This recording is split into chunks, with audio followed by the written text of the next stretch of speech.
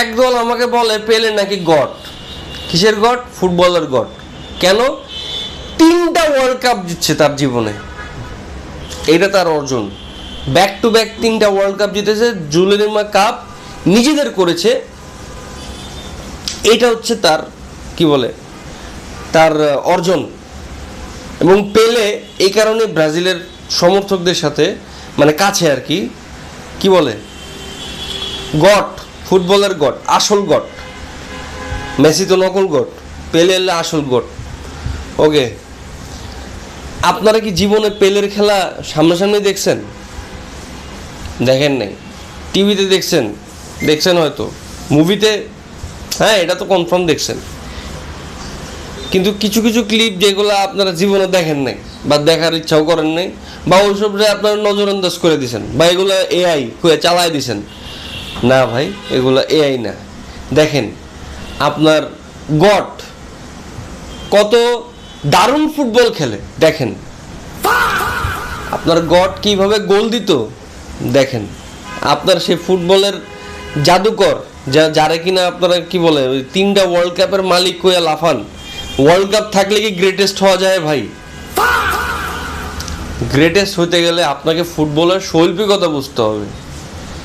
কোথায় শৈল্পিক ফুটবল আর কোথায় এইসব মানে ছাপরি টাইপের ফুটবল। আমি তো ছাপরি বলবো ওয়ান কাইন্ড অফ। এইসব এইটা কি ফুটবল? এটা ফুটবল? এটা কোন অংশে ফুটবল ভাই? কারাকারি, মারামারি, এগুলো চলতো। এগুলো আপনারা গ্রেটেস্ট কোন? এরা আপনার গ্রেটেস্ট কোন অংশে? ম্যারাডোনার এক খেলে হাত দিয়ে গোলেরটাই আপনার কাছে বিশাল বড় হয়ে গেছে। এগুলো কি? ম্যারাডোনার ওই হাত দিয়ে গোল দেওয়া আপনার কাছে অনেক অপমানের মনে হতেছে। এগুলো কি? এগুলো আপনার কাছে কি মনে হইতেছে? এগুলো ফুটবল? ইস, কি সব মানে ভাগ্য ভালো ভাই, জীবনে ব্রাজিল সাপোর্ট করি না ভাই, নিজেরে সৌভাগ্যবান মনে করি। কারণ এইসব জিনিস দেখার পরে নিজের আসলে সৌভাগ্যবান মনে হয় যে শৈল্পিক ফুটবল কোনটা আর ফুটবল কোনটা, কাপ কোনটা, এগুলো ভাই আসলে বুঝি নাই। শৈল্পিক ফুটবল কোনটা এটা আমরা জানি, শৈল্পিকতা কোনটা এটা আমরা জানি। আমাদের টিমের খেলা দেখেন মনোযোগ দেয়া, চোর চোর না কইয়া খেলাগুলো মনোযোগ দিয়ে দেখেন তারা কি খেলতো, তারা কি খেলছে। আপনার টিম জিততে পারে না বললে একটা টিমরে চোর সাব্যস্ত করে দিনটা পার করে দিলেন। পুরো ওয়ার্ল্ড কাপটা প্রুফ করতে করতেই গেল যে শালার এই ম্যাচ আমরা সঠিকভাবে জিতছি।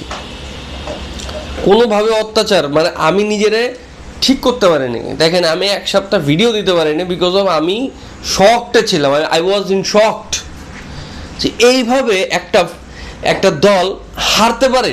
ফাইনাল উঠছে, এমনি উঠে নাই, মানে তারা যোগ্যতায় উঠছে, কিন্তু ফাইনালে মনে হলো তাদের হাত পা বাইধা তারপরে মাঠে নামাইছিল। এই যে লাস্ট ফাইনালটা আমরা জিততে পারিনি, মনেই তো হয়েছে যে তাদের হাত পা বাঁধা।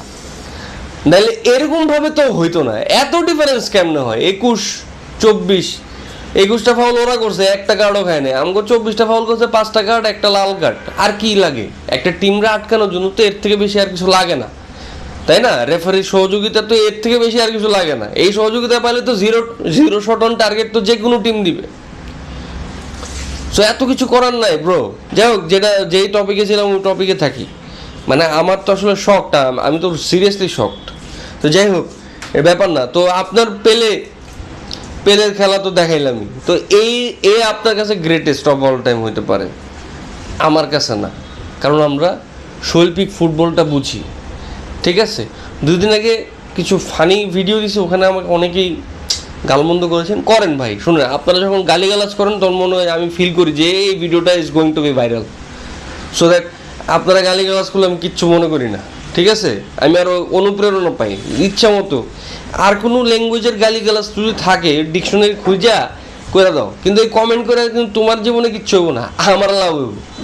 আমি কিন্তু ট্যাগ আমামো, তুমি কমেন্ট করে শান্তি পাবা, কিন্তু আমি কিন্তু ট্যাগ আমামো ভরপুর।